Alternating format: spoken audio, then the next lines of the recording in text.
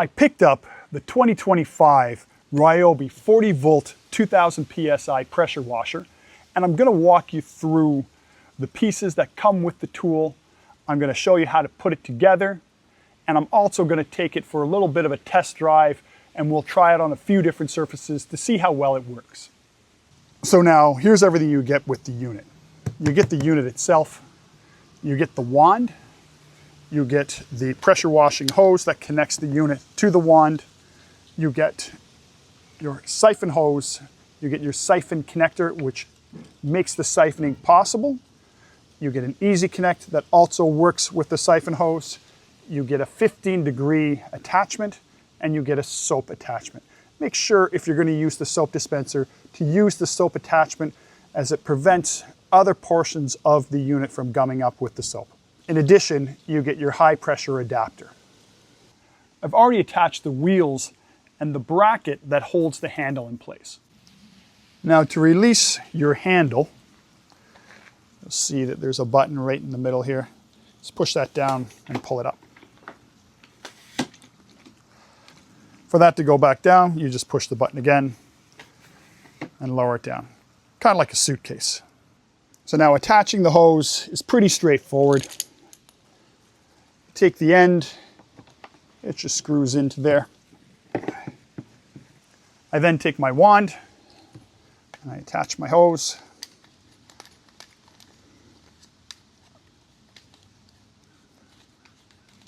I'm going to start with my high pressure attachment.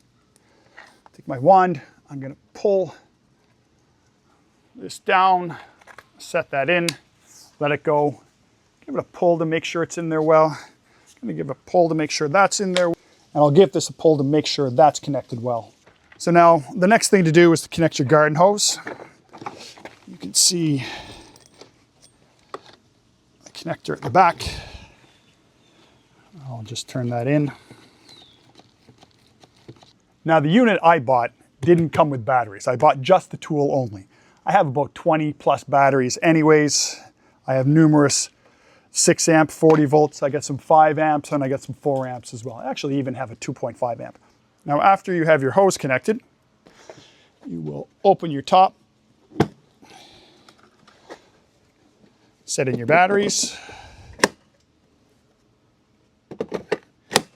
make sure they're fully charged. You actually can do that before you set them in, which I did already, but you can see they're both fully charged. Now when you let this go, it might sound like it's closed properly.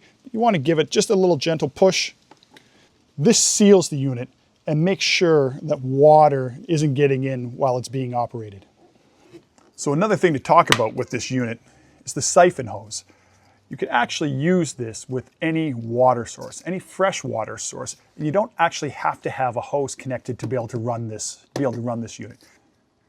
You can put it in a river, you can put it in a lake, you can put it in a bucket of water, and this will siphon the water, and you don't actually have to have a garden hose to be able to run the unit. But it needs to be fresh water. Salt water will cause issues in the unit later on, cause rusting and cause the unit to break down. Now with my water supply connected, my garden hose connected, and the power off, I want to make sure that I'm charging the system. I'll simply press down on the lever. You can hear the air spraying out of that. That's what you don't want. You want to eliminate the air in the line before you start the unit. We'll let that run for a minute or so. A little more air, a little more air. And there you go. So now let's talk about the power on this. For starters, you would start by turning the power on.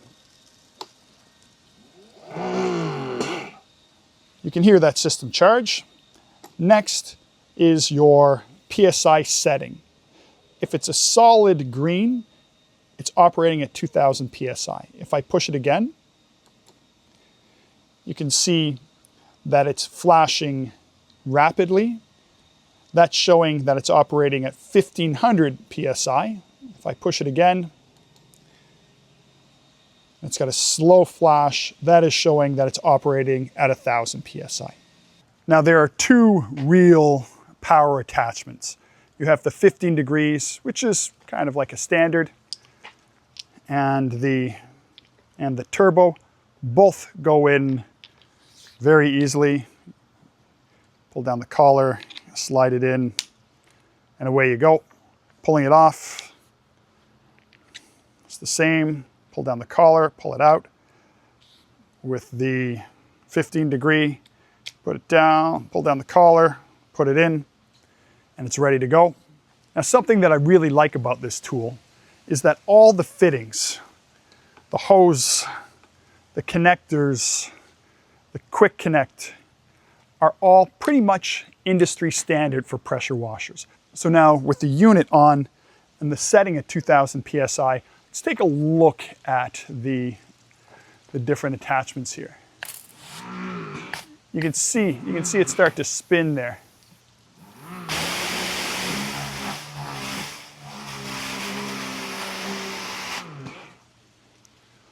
I'll shut my unit off.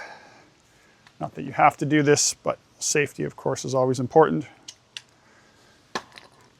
And I'll add my 15 degree. Turn that back on. Still at the 2000 PSI. And here's a look at my 15 degree.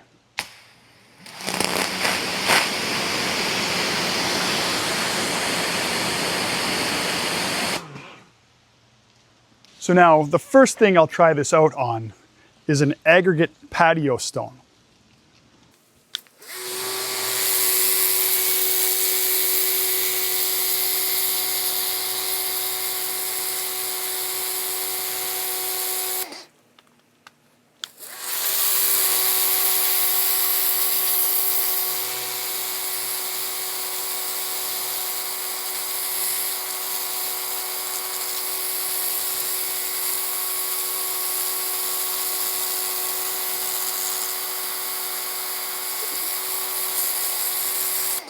Next, I'm going to try it with the 15 degree angle attachment.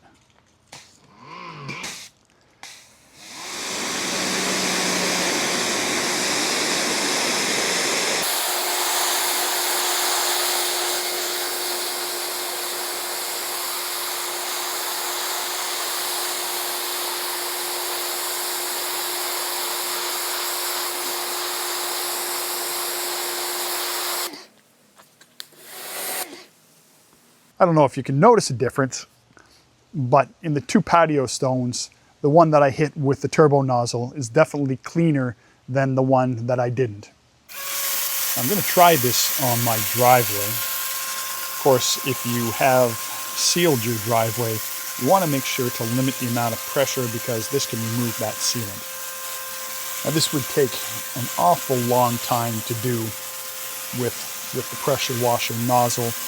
If you're going to be cleaning your driveway, I'd recommend picking up a surface cleaner. I'll do a separate video on those. I'm going to add soap to the unit, and we're going to try that out to wash the car behind me over here.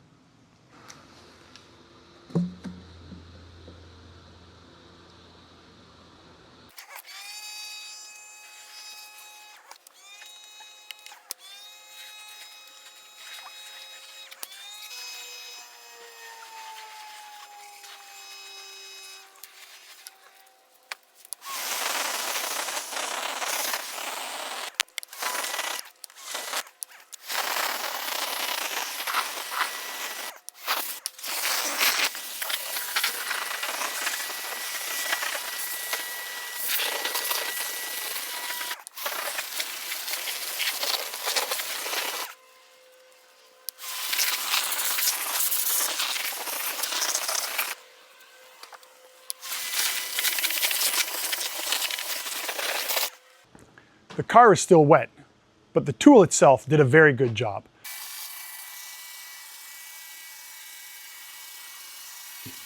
Next, I'm going to clean off my front porch, including around my front door, and I'm going to follow that up by washing the windows that are on the front porch as well. This should give you an idea of what you can expect with this tool.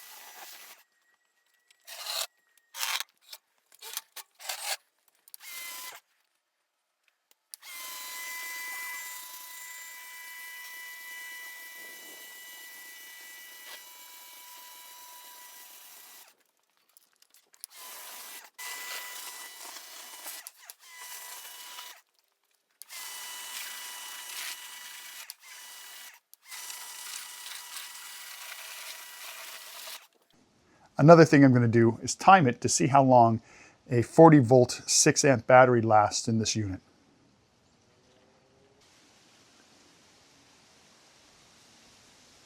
There you go. I got 16 minutes and 9 seconds of runtime on that. I'm going to wrap this up like this. The tool itself was more than adequate for a homeowner, for light duty.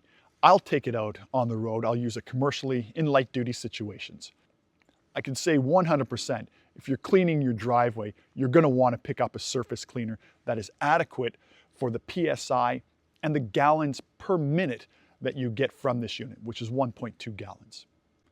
Also, I found the soap dispenser handy, but for washing a car and some other situations, I'd really recommend a soap blasting tool that you can get for these units. If you are operating this with 2 batteries, you can expect approximately 30 minutes of runtime, so plan ahead. I had heard some complaints or some issues relating to the hose that came with it, the fact that it was a little light duty and the fact that it recoiled back to its form. People were tripping and stumbling over it. For me, I didn't find that to be the case at all. When I took it out of the box, yes, it did recoil. After I'd stretched it out, used it in the sun, it got a little warm, used it for, maybe a couple hours or so, I found that it didn't recoil as much and I wasn't tripping over it as much as I had been. Now, I will undoubtedly upgrade that hose to a longer hose in the future, but that's just for me. Now, if I had to give this a rating, I would rate it a 9 out of 10, which is pretty good for me. The one area that I would like to see more is I really like to see a little more PSI for the tool that I'm getting, for the money that I spent on this. As you can see, with the leaves on the ground, I got other things to worry about than my pressure washer at this moment. So I appreciate you taking time to watch this video. I'm Jeff Seaton. This has been Jeff Seaton Lawn Care. Thank you for watching. Make sure to check out my other channel on YouTube at Jeff Seaton Mowing.